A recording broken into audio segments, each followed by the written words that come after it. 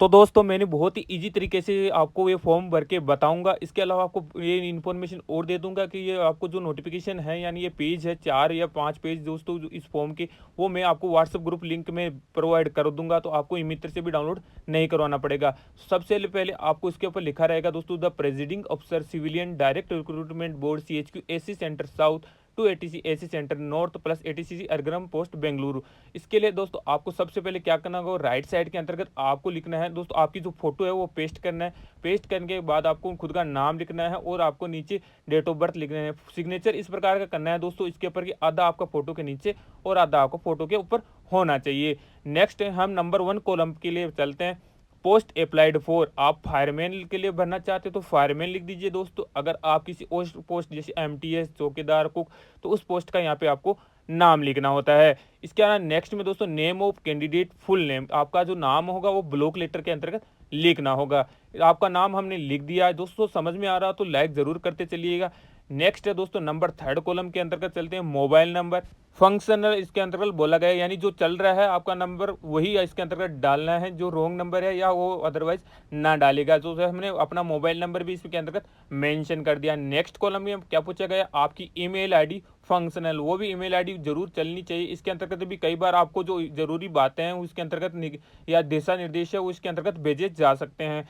Next में number 6 column है दोस्तों, आपके आधार नंबर। आधार नंबर दोस्तों आपकी ईमेल आईडी के नीचे आपको डालना है। नेक्स्ट 6 नंबर कॉलम में लिखना है आपके पिताजी का नाम, तो हमने अपने पिताजी का नाम भी लिख दिया।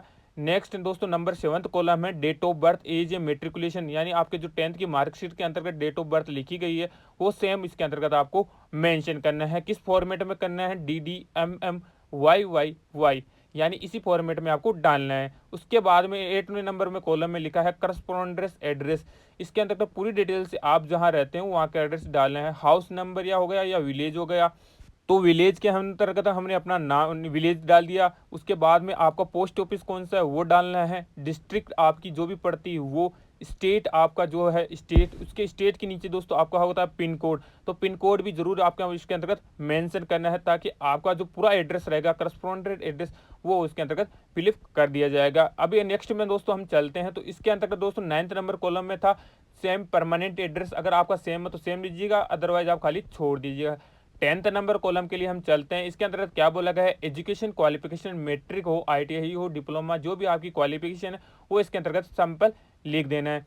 उसके बाद में बोला गया एजुकेशन क्वालिफिकेशन की डिटेल आपको डालनी है। सीरियल नंबर के अंतर्गत मार्कशीट के ऊपर आपको सीरियल नंबर मिल जाएंगे।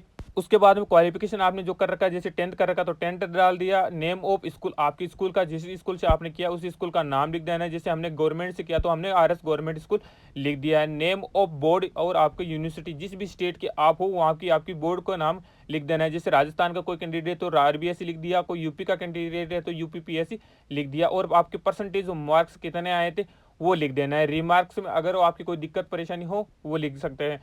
नेक्स्ट दोस्तों 12 नंबर कॉलम के अंतर्गत मेल हो, फीमेल हो, अदर हो, उसके अंतर्गत आपका कैटेगरी लिख देना है। इसके बाद में आपने हमने मेल लिख दिया। 13 नंबर कॉलम में आपकी दोस्तों कौन सी पूछेगा कि आप यूआर से आते हो, एससी से आते हो, ओबीसी से आते हो, किस कैटेगरी के आप कैंडिडेट हो, वो आपकी कैटेगरी इसके अंतर्गत लिख देना है। जो हमने ओबीसी इसके अंतर्गत हमने लिख दिया। नेक्स्ट कॉलम दोस्तों if applied for post ex serviceman, अगर आप कोई एक्स सर्विसमैन हो और आप भी अप्लाई इसके अंतर्गत करना चाहते हो तो इसके अंतर्गत आपको मेंशन करना है आपकी जानकारी, जो भी आप एनओसी वगैरह है उसके अंतर्गत मेंशन करना रहता है। तो दोस्तों चैनल की जो जानकारी अच्छी लग रही है तो आपको चैनल को सब्सक्राइब करते हुए भी चलना है, ताकि इससे हमें दोस्तों मोटिवेशन मिलता रहे और आपको नई नई गवर्नमेंट जॉब्स की जानकारी देते रहे। उम्मीद करता हूँ यहाँ तक तो जानकारी आपको समझ में आ रही होगी। अब नेक्स्ट में हम चलते हैं। नेक्स्ट कॉलम है डिसेबिलिटीज पर्सन के लिए। इसके अंतर्गत अगर आप डिसेबिलिटीज पर्सन हो और अप्लाई करना चाहते तो भी आपको दोस्तों कम से कम 40% या इससे ज़्यादा आपकी डिसेबिलिटीज होनी चाहिए। उनको दोस्तों इसके अंतर्गत कुछ छूट भी दिए जाएगी इन पदों के लिए। तो जो भरना चाहते हैं कैंडिडेट वो भी इसके अंतर्गत फॉर्म भर सकते हैं। नेक्स्ट में हम चलते हैं दोस्तों 16 नंबर कॉलम के अंतर्गत। इसके अंतर्गत दोस्तों मिला गया है कि अगर आप कोई एक चेंज करना चाहते हैं जॉब तो भी आप कर सकते हो। वैसे 16 और 17 नंबर कॉलम आपको खाली छोड़ देना है, क्योंकि फ्रेश कैंडिडेट इसमें अप्लाई करते हैं। नेक्स्ट है दोस्तों 18 नंबर column name of the station a candidate wishes to be posted, जहां आप पोस्टिंग चाहते हो दोस्तों कैंडिडेट, वहां पे 3 आपको चूज सेंटर करने हैं। इन्हीं सेंटर में आपकी पोस्टिंग करवाने की बहुत ज़्यादातर संभावना होगी। तो कैंडिडेट अपने नियरेस्ट या आपको जहाँ पे फेवरेट लगता है वो यहाँ पे सिलेक्शन कर सकते हैं। जैसे मेरे को दिल्ली सबसे फेवरेट लगा, और नंबर 2 पर जोधपुर, और नंबर 3 पर पुणे। तो जो आपको फेवरेट लगेगा वो आप सिलेक्शन कर सकते हो। उसके बाद में दोस्तों आ रहा है डिक्लेरेशन फॉर्म। इसके अंतर्गत आपको प्लेस और डेट लिखनी है। जिस भी डेट को आप पोस्टेड कर रहे हो उस डेट को लिख दीजिए, और आपका प्लेस जहाँ से आप भर रहे हो उस प्लेस को लिख देना है। उसके बाद में दोस्तों आ रहा है सिग्नेचर ऑफ द कैंडिडेट। यहाँ पे आपका खुद का सिग्नेचर कर देना है। सिग्नेचर करने के बाद हमने ये डिक्लेरेशन दोस्तों एक बार आपको खुद को पढ़ना है कि इसके अंतर्गत क्या आपसे पूछा गया है या आपसे क्या डिटेल मांगी जा रही है। ऐसे सिग्नेचर करते हुए नहीं चलना है। ये सिग्नेचर करने के बाद दोस्तों आपको इसके अंतर्गत बोला गया है format of application cover enclave, यह इसके अंतर्गत आपको किस प्रकार का फॉर्मेट करना है लिफाफे के लिए, उसके लिए बोला गया है। तो यो मैं आपको दोस्तों टेंशन लेने की जरूरत नहीं है। मैं जैसे जैसे फॉर्म भर के आपको बताऊंगा, लिफाफा भर के उसी टाइम आपको अपडेट कर दूंगा कि आपको इसके अंतर्गत क्या करना है। तो आपको इसके अंतर्गत कोई दिक्कत परेशानी नहीं। आपको इसके अंदर बताया गया है कि आपको 4x3.4 इंच का आपको लिफाफा होना चाहिए। उतना बड़ा लिफाफा के बाद में आपको इसके अंदर पूरी डिटेल से जानकारी देनी होगी। मैं ऑलरेडी लिफाफा भर के भी बताया हूँ। इसके बाद में दोस्तों ये लिखा है इनकम सर्टिफिकेट, यानी जो आपका आय प्रमाण पत्र है ये भी आपको इसके साथ में भेजना जरूरी है। जी हाँ दोस्तों, आय प्रमाण पत्र भी होना चाहिए। जैसे वैलिड फॉर द ईयर, कौन सी साल के लिए आपका वैलिड है आय प्रमाण पत्र, तो 223-24 का ही लेटेस्ट आपके पास होना जरूरी है। नेक्स्ट में हम चलते हैं दोस्तों, इसके अंतर्गत भी एक अपेंडिक्स है जो आपको खुद को पढ़ना है। From the undertaking of given by candidates, यानी आप जो अप्लाई कर रहे हो उसके लिए सहमत हो या नहीं हो उसके बारे में इसके अंतर्गत पूछा गया है। सेम इसमें भी आपको प्लेस, डेट और आपका सिग्नेचर इसके अंतर्गत करना है। मैं भी आप भी समझ में पा रहे होगी कि आपको कहाँ पे सिग्नेचर करना है और कहाँ पे नहीं करना। डिक्लेरेशन हो गया दोस्तों। अभी आती है दोस्तों एक second declaration bye OBC candidate. अगर आप ओबीसी कैंडिडेट हो तो सिर्फ आपके लिए ही है। इसके अंतर्गत आपका नाम, पिताजी का नाम, प्लेस आपका कौन सा है, आपकी डेट ऑफ जैसे आप पोस्टिंग करना चाहते हो वो आपकी क्या है, इसके अंदर सिग्नेचर ऑफ कैंडिडेट आपका करना है। सॉरी दोस्तों, डेट मैंने गलत लिख दी है। इसके अंदर 11/7 की जगह आपको 11/12 लिखने हैं, तो इसका आप जरूर ध्यान दीजिएगा।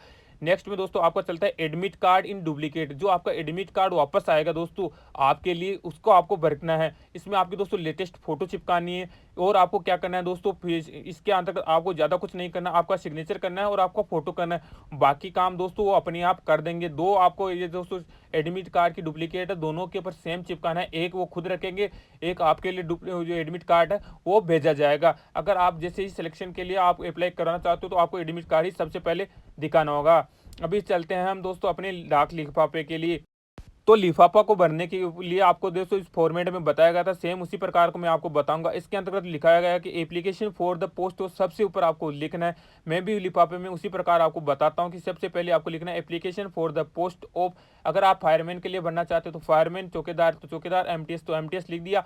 आपकी कैटेगरी ओबीसी यूआर जो भी कैटेगरी है वो लिख देना। इसके दोस्तों नीचे तो आपसे पूछा गया है कि आपको भरने हैं परसेंटेज इन अप टू 50%। अगर आपके हैं तो दोस्तों रीडिंग से एंट्री करनी है। मेट्रिकुलेशन अगर आपके हैं कौन सी तो वो भरने हैं। और नेक्स्ट में पूछा गया इक्विवेलेंट, यानी दोस्तों इसमें सीधा सा मतलब यही बोला गया है कि आपकी जो परसेंटेज है 10th में उसी अनुसार आपको इसके अंतर्गत रेड का यूज करना है, इंक का जो भी ब्लैक का इंक का यूज करना है वो आपको इसके अंतर्गत करना होता है। इसके बाद में नेक्स्ट में दो आ रहा है सिग्नेचर ऑफ कैंडिडेट। आपको यहाँ पे सिग्नेचर करना है, सिग्नेचर हमने कर दिया। उसके बाद में आ रहा है स्टाम्प अकॉर्डिंग पोस्ट ऑफिस।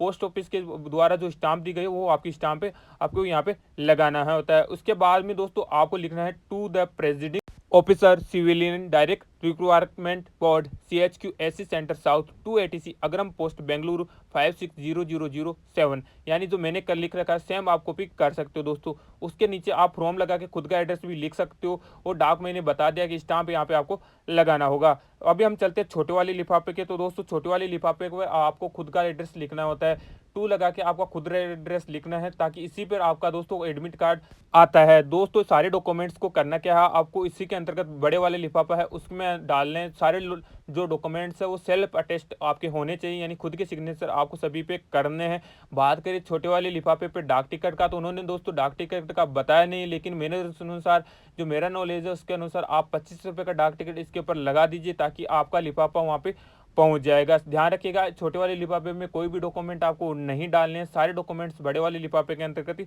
डालने हैं। जो तो एक बार आप लिफाफा भरने से पहले एक बार रीचेक जरूर कीजिए, और ध्यान रखें कि आपको जो फॉर्म भरते समय ई मित्र के अनुसार आप भरें और बेटर रहेगा कि आप इसके अंतर्गत दोस्तों व्हाइटनर का इस्तेमाल तो बिल्कुल भी ना करें। और ओवर राइटिंग और कटिंग अगर आपने कर दिए तो लिफाफा आप चेंज कर दीजिए या फिर आपका फॉर्म भी चेंज कर दीजिए, क्योंकि लिफाफा में ओवर राइटिंग या कटिंग नहीं चलती। जो भी आपका दोनों फॉर्म है वो लिफाफा बिल्कुल भी ओवर राइटिंग और कटिंग नहीं करना है दोस्तों। इसके अलावा दोस्तों हमने लिफाफे में डॉक्यूमेंट्स डाल दिए, दो छोटे वाले लिफाफे पे डाक टिकट लगा के वो भी इसके अंतर्गत डाल दिया। उसके अलावा दोस्तों इसके बड़े वाले लिफाफे पर 13 या 15 रुपये का डाक टिकट जो लगेगा वो डाक ऑफिस के द्वारा लग जाएगा। तो इसको अच्छे से पैक करके आपको दिए गए एड्रेस के ऊपर भेज देना है। इससे रिलेटेड आपका कोई क्वेश्चन हो तो वो पूछ सकते हो। फिलहाल इतना ही।